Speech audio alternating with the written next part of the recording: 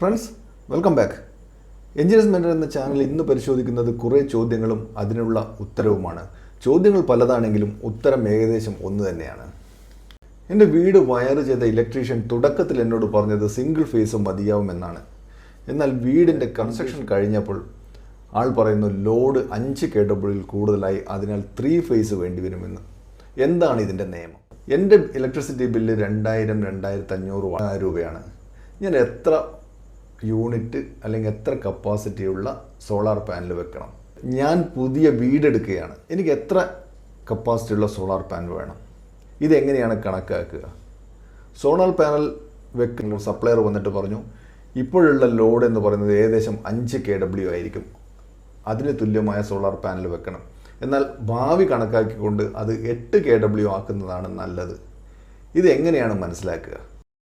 KSEBിയുടെ bill പരിശോധിച്ചപ്പോൾ അതിൽ fixed charge, duty, metre charge തുടങ്ങി പല തരത്തിലുള്ള ഡിവിഷൻ കാണുന്നു. ഇതെങ്ങനെയാണ് മനസ്സിലാക്കുക? ഇതെങ്ങനെയാണ് കണക്കാക്കുന്നത്?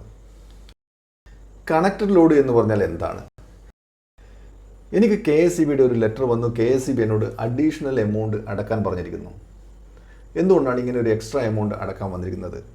ഞാൻ വീട്ടിൽ സാധാരണ ഉള്ളതിനേക്കാൾ കൂടുതലായിട്ട് ഒന്നും കണക്ട് ചെയ്തില്ലല്ലോ, പുതിയ മെഷീൻസ് ഒന്നും കൊണ്ടുവന്ന് കണക്ട് ചെയ്തില്ലല്ലോ. ഇതാണ് വേറൊരു സംശയം. കഴിഞ്ഞ ഒരു മാസമായിട്ട് ഞാൻ വീട്ടിലുണ്ടായിരുന്നില്ല. എന്നാൽ എൻ്റെ ഇലക്ട്രിസിറ്റി ബില്ല് ഏകദേശം 5000-6000 രൂപയോളം വന്നിരുന്നു. ഒരു മാസം വീട്ടിൽ താമസിക്കാതിരുന്നിട്ടും എന്തുകൊണ്ടാണ് ഇത്രയും വലിയ ബില്ല് വന്നത് എന്നുള്ളതാണ് ഒരു ചോദ്യം. ഈ ഡീറ്റെയിൽ മനസ്സിലാക്കാൻ വേണ്ടിയിട്ട് കണക്റ്റഡ് ലോഡ് അല്ലെങ്കിൽ എത്ര യൂണിറ്റ് വൈദ്യുതി ഉപയോഗിക്കുന്നു എന്നുള്ള കാര്യം മനസ്സിലാക്കാൻ വേണ്ടിയിട്ട് 3 ചാർട്ട് ഇവിടെ പ്രിപ്പയർ ചെയ്തിട്ടുണ്ട്. എ ബി സി എന്ന് പറയുന്ന 3 ചാർട്ട് പ്രിപ്പയർ ചെയ്തിട്ടുണ്ട്. എ എന്ന് പറയുന്നത് ലൈറ്റ് ലോഡാണ്. ലൈറ്റ് ലോഡ് എന്ന് പറഞ്ഞാൽ ലൈറ്റ്, ഫാൻ, സാധാരണ പ്ലഗ്, ഇതൊക്കെ പറയുന്ന ലോഡിനെയാണ് ലൈറ്റ് ലോഡ് എന്ന് പറയുന്നത്. ഇത് നോക്കിക്കഴിഞ്ഞാൽ പല കോളങ്ങൾ കാണിച്ചിട്ടുണ്ട്. നോക്കുക, ഏകദേശ വാട്ട് എന്ന് എഴുതിയിരിക്കുന്നത്. KSEB സാധാരണ ഇതിൽ നമ്മൾ പുതിയ വീടൊക്കെ എടുക്കുമ്പോഴും നമ്മൾ KSEB കണക്റ്റഡ് ലോഡ് ഡീറ്റെയിൽ കൊടുക്കുമ്പോഴും നമ്മുടെ ആക്ച്വലി എന്താണ് കണക്ട് ചെയ്തിരിക്കുന്നത് എന്നുള്ള കാര്യം നമ്മുടെ അടുത്ത് ഉണ്ടാവില്ല. അപ്പോൾ KSEB കാൽക്കുലേഷൻ പർപ്പസിന് വേണ്ടിയിട്ട് ഏകദേശം ഈ ലോഡാണ്, ഇതിനിടയ്ക്കുള്ള ലോഡാണ് അവർ കണക്കാക്കുക. ഇനി ആക്ച്വൽ വാട്ട് എന്ന് പറഞ്ഞാൽ യഥാർത്ഥ വാട്ട്. നമ്മൾ KSEB കണക്ഷൻ കൊടുക്കുന്നതിന് മുന്നേ ആയിട്ട് തന്നെ നമ്മുടെ ആക്ച്വൽ എന്താണ് കണക്ട് ചെയ്തിരിക്കുന്നത് എന്ന് നമ്മുടെ കയ്യിലുണ്ടെങ്കിൽ ആക്ച്വൽ ലോഡ് കൊടുത്താൽ മതിയാവും. അപ്പോൾ എന്താണ്, ഇപ്പം ഉദാഹരണത്തിന് LED 3 വാട്ടാണെങ്കിൽ 3 വാട്ട് എന്ന് മാത്രം കൊടുത്താൽ മതി. യഥാർത്ഥത്തിൽ എത്ര എണ്ണം ഉണ്ടെന്നുള്ളതാണ് അടുത്ത കോളത്തിൽ കാണിച്ചിരിക്കുന്നത്.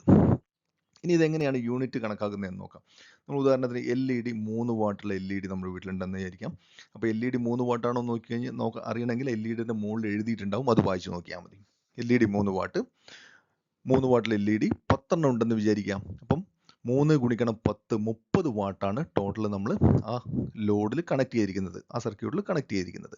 ഓക്കെ, അത് ഒരു ദിവസം, നമ്മൾ ഒരു ദിവസത്തേക്കാണ് ആദ്യം കണക്കാക്കുന്നത്. ഒരു ദിവസം 4 മണിക്കൂർ വർക്ക് ചെയ്യുന്നുണ്ടെന്ന് വിചാരിക്കാം. അപ്പോൾ 30 × 4 എന്ന് പറഞ്ഞു കഴിഞ്ഞാൽ 12, 120നെ 1000 കൊണ്ട് ഡിവൈഡ് ചെയ്ത് കഴിഞ്ഞാൽ കിട്ടുന്ന യൂണിറ്റ് കിട്ടുന്നതാണ് ഒരു ദിവസത്തെ യൂണിറ്റ് കൺസംഷൻ എന്ന് പറയുന്നത്.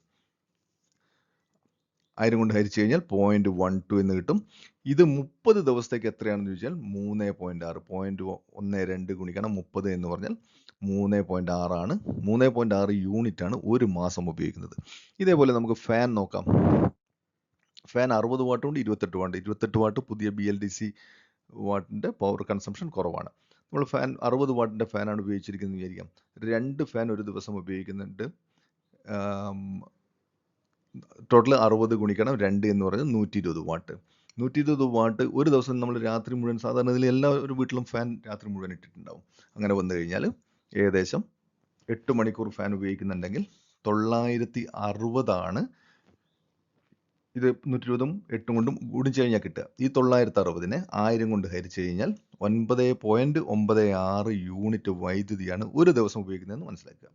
അതിനെ 30 കൊണ്ട് ഗുണിച്ച് കഴിഞ്ഞാൽ 28.8 അല്ലെങ്കിൽ 29 യൂണിറ്റ് വൈദ്യുതി ഫാൻ ഉപയോഗിക്കുമ്പോൾ നമ്മൾ വീട്ടിൽ ഉപയോഗിക്കപ്പെടും. ഇതെല്ലാം കൂടെ ആഡ് ചെയ്ത് കഴിഞ്ഞാൽ നമുക്കിവിടെ ടോട്ടൽ കിട്ടും. ഇവിടെ പ്ലഗ് എന്ന് പറഞ്ഞ് ഞാൻ റെഡ് കളറിൽ കാണിച്ചിട്ടുണ്ട്. ഇതിന് കാരണം KSEBിയുടെ റൂൾ അനുസരിച്ച് പ്ലഗ് കണക്റ്റഡ് ലോഡിൽ എക്സംപ്റ്റഡ് ആണ്, അത് കാണിക്കേണ്ട ആവശ്യമില്ല എന്ന് മനസ്സിലാക്കുക. പലരും പ്ലഗ് 60 വാട്ടാണെന്നും 100 വാട്ടാണെന്നൊക്കെ എഴുതി ചേർത്ത് കണക്റ്റഡ് ലോഡ് കൊടുക്കാറുണ്ട്. KSEB റൂൾ അനുസരിച്ച് പ്ലഗ് നമ്മുടെ റൂമിൽ തന്നെ 3-4 പ്ലഗൊക്കെ വെച്ചിട്ടുണ്ടാകും ഇലക്ട്രീഷ്യന്മാർ.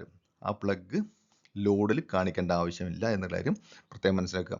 അതേപോലെ തന്നെയാണ് UPS, സ്റ്റെബിലൈസർ, ഇൻവേർട്ടർ, ഇതൊന്നും തന്നെ ലോഡിൽ ആക്ച്വലി കാണിക്കേണ്ട ആവശ്യമില്ല. പക്ഷേ നേരെ മറിച്ച് ഇൻവേർട്ടറിൽ ഒരു കാര്യം ശ്രദ്ധിക്കണം, അതിൽ കണക്ട് ചെയ്തിരിക്കുന്ന ലോഡ് എന്താണോ അത് കാണിച്ചിരിക്കണം. ഏതാണോ കുറവ് അതാണ് കാണിച്ചിരിക്കേണ്ടത് എന്നാണ് അതിൻ്റെ റൂളിൽ പറയുന്നത്. ഇനി ഇതെല്ലാം കൂടെ ആഡ് ചെയ്താൽ എന്താ കിട്ടും നോക്കുക. ആകെ കണക്റ്റഡ് ലോഡ് എന്ന് പറയുന്നത് 742 വാട്ടാണെന്ന് ഇവിടെ കിട്ടിയിട്ടുണ്ട്. ഞാൻ ഈ പ്ലഗ് ഇത് രണ്ടും ഞാൻ എടുത്തില്ല ഈ ലോഡിൽ കണക്കാക്കാൻ വേണ്ടിയിട്ട്. കാരണം ഇതിൽ ആക്ച്വലി എന്താണ് കണക്ട് ചെയ്തത് എന്നുള്ളത് മാത്രമേ നമുക്ക് കൊടുക്കേണ്ട ആവശ്യമുള്ളൂ.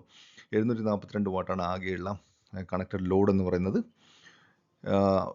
ഒരു ദിവസത്തെ കൺസംഷൻ, ഒരു ദിവസത്തെ യൂണിറ്റ് നമ്മളിവിടെ ഈ ലോഡ് അനുസരിച്ച് നമ്മൾ 2.868 യൂണിറ്റ് ഒരു ദിവസം ഉപയോഗിക്കുന്നു.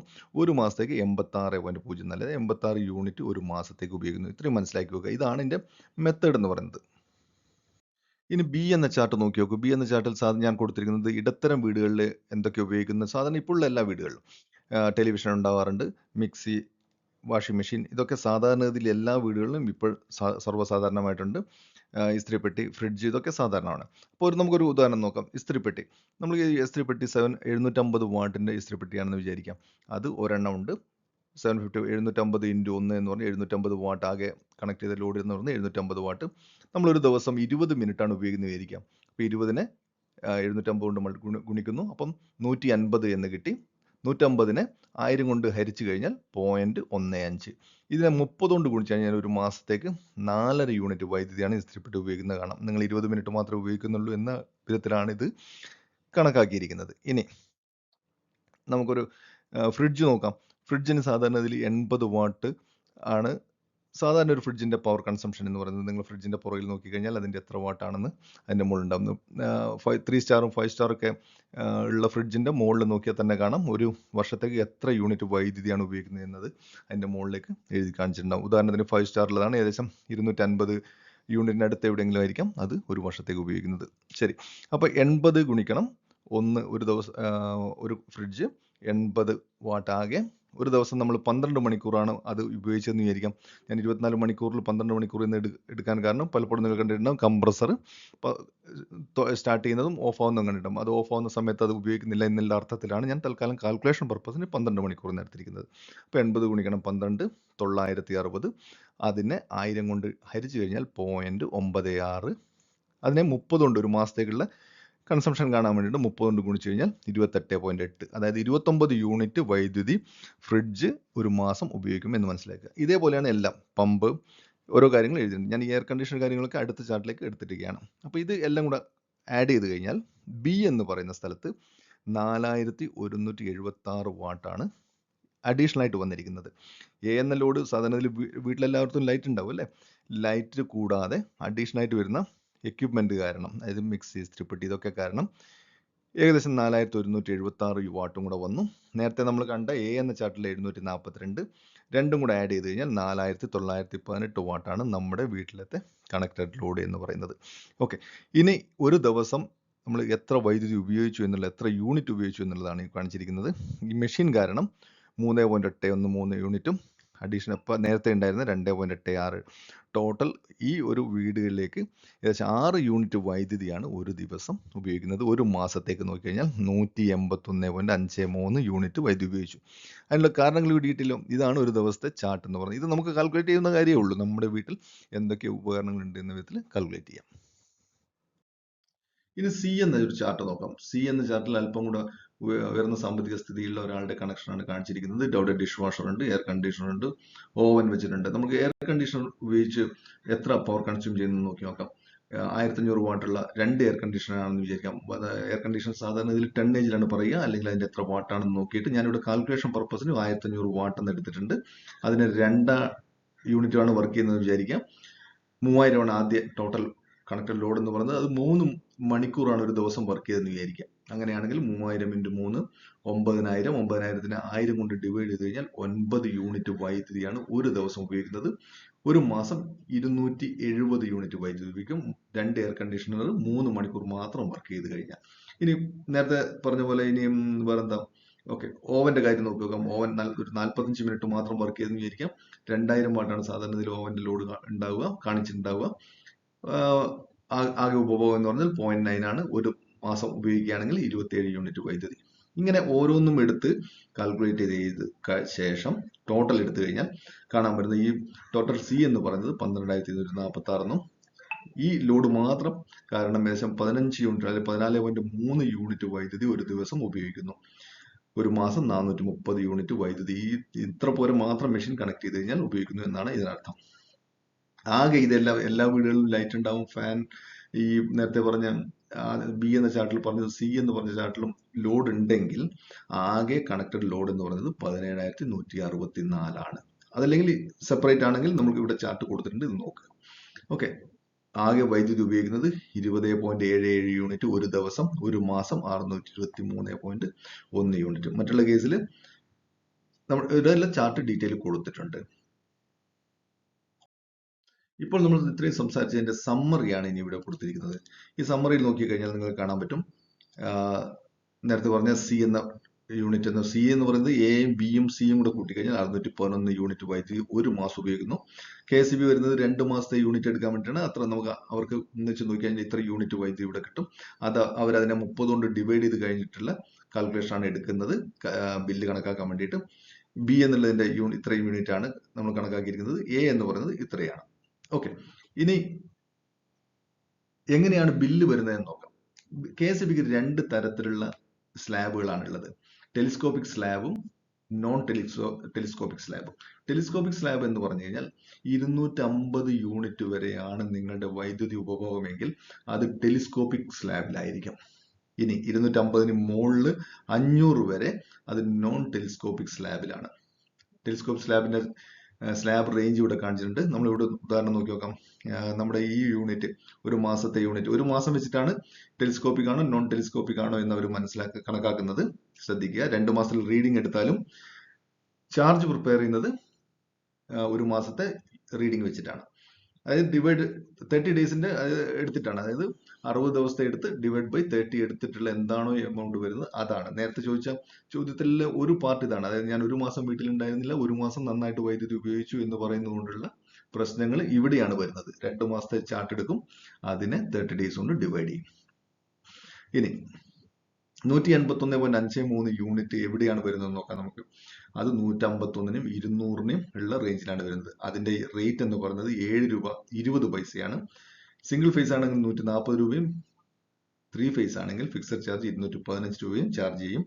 കൂടാതെ അഡീഷണൽ ചാർജ് നമ്മൾ ബില്ലിൽ നോക്കിക്കഴിഞ്ഞാൽ ഫ്യൂവൽ ചാർജ്, ഇലക്ട്രിസിറ്റി ഡ്യൂട്ടി, മീറ്ററിന്റെ റെന്റ്, ഇതൊക്കെ കാണാം. ഇതാണ് താരിഫ് എന്ന് പറയുന്നത്. ഫ്യൂവൽ ചാർജ് 0.08 പെർ ഒരു യൂണിറ്റ് വൈദ്യുതിക്കാണ് ഫ്യൂവൽ ചാർജ് അവർ KSEB എടുക്കുക.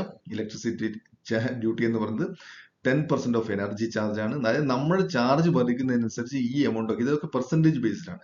ഇതൊക്കെ ഫിക്സ്, ഈ രണ്ടെണ്ണം കൂടിക്കൊണ്ടിരിക്കും. ഇത് രണ്ടും ഫിക്സ്ഡ് ആണ്.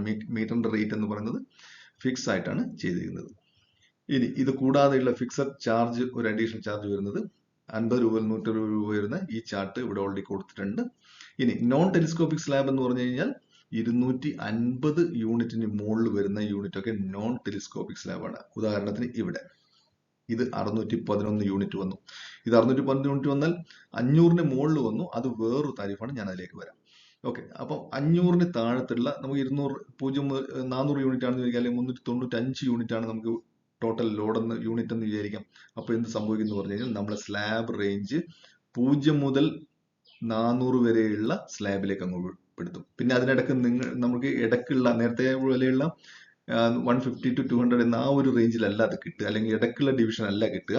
0 യൂണിറ്റ് മുതൽ 400 യൂണിറ്റ് വരെയുള്ള എല്ലാ വൈദ്യുതി കൺസംഷനും 7.95 വെച്ചിട്ട് അവർ ചാർജ് ചെയ്യും. ഇതാണ് 250 യൂണിറ്റിന് മുകളിൽ കയറിയാൽ പെട്ടെന്നുള്ള